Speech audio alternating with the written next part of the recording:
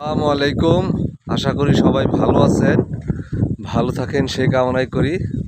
আজকে দেখেন কি সুন্দর পরিবেশ, অনেক বাতাস।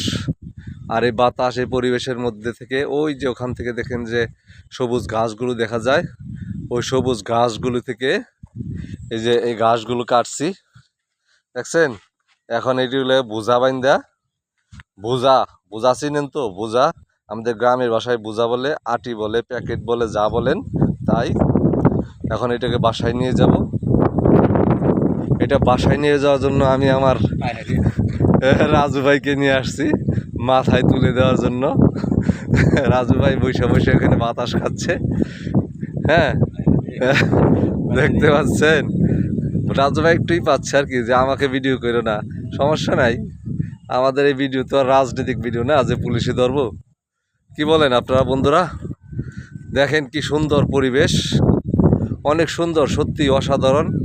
বাতাসটা অনেক মিষ্টি বাতাস লাগতেছে, আর নদীর পাড়ে সব মিলিয়ে খুবই ভালো পরিবেশ।